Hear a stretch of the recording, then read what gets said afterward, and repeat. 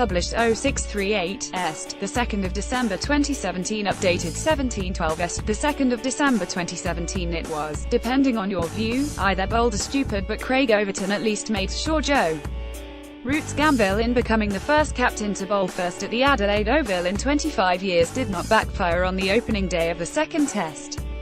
There were two big surprises at the start of a test that England simply cannot afford to lose if these Ashes are not going to become another tale of a thumping series defeat followed by rancorous recriminations.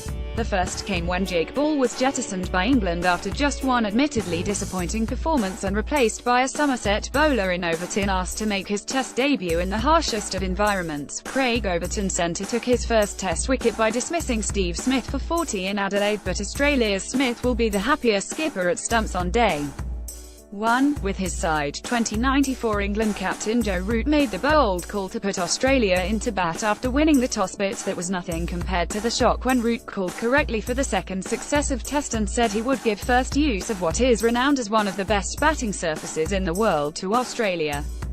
It's not yet clear whether Root's attacking move will go down in Ashes history as inspired or whether it will be remembered as the day England's inexperienced captain did a NASA and handed the initiative to the old enemy.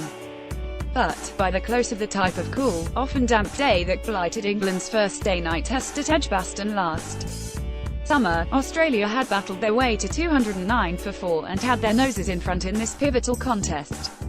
There was no doubt Root was taking a risk in handing the pink ball to his big two beasts in Jimmy Anderson and Stuart Broad and asking them to bowl England back into a tour that has been showing signs of falling apart.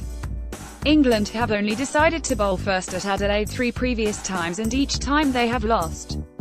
And Nasser Hussein's decision to insert Australia in Brisbane in 2002 was one of England's 13 defeats out of the 16 tests in Australia where they have bucked conventional wisdom in not batting first. But perhaps the statistic the England captain had taken most note of was the fact that the team bowling first in the only 2 previous day-night tests at this magnificent stadium had both gone on to win.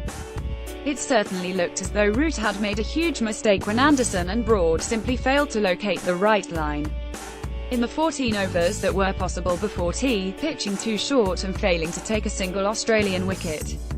The stroke of luck England desperately needed came when Cameron Bancroft, who had conducted one of the all-time most surreal Ashes media conferences in Brisbane, was run out by a direct hit from Chris Woakes. England claimed their first wicket when Cameron Bancroft was run out, having made 10 runs. Woakes was responsible for running Bancroft out and he was celebrating again soon after seamer Woakes got rid of David Warner, who was caught by wicket-keeper Johnny Bairstow. It was somehow appropriate that Bancroft ended up on the floor appearing to headbutt the ground after accusing Johnny Bairstow of a similar assault on him in a Perth bar when David Warner left his young opening partner high and dry. The good fortune seemed to galvanise England and, after Woakes had Warner playing a loose shot and edging through to Bairstow, came the most compelling and hard-fought passage of cricket.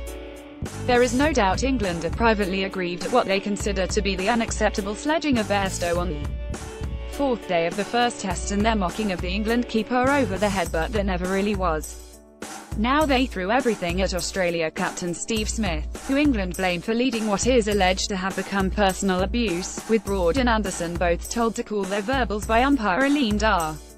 The best batsman in the world and the biggest difference between the teams at the Gabba was clearly rattled and never looked at his best in battling his way to 40 off 90 balls as England gained more out of the pitch as the lights took hold. Australia opener Warner struck 4 boundaries in his 102-ball knock of 47. Usman Khawaja made his half-century, contributing 53 runs off 112 balls, including 8 fours. Khawaja's innings was ended by England's Jimmy Anderson, who raised his hand to celebrate, yet it was still a huge surprise when Smith, who could not be breached in Brisbane in reaching an unbeaten 141, was beaten by Overton via his pad and the zing bales sparkled in the Adelaide night time. It was quite a first scalp for Overton, who had showed glimpses of the aggression that has got him into trouble in county cricket before he learned to channel the anger that has landed him in hot disciplinary water. It took England 416 balls to dismiss Steve Smith in this series. He faced 326 in the first test, 141 and 90 on Saturday.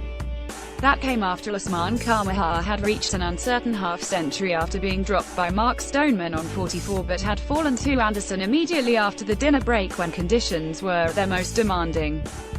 Peter Hanscom, whose quirky technique makes Gary Balance seem orthodox, never looked secure but somehow made it through to the close.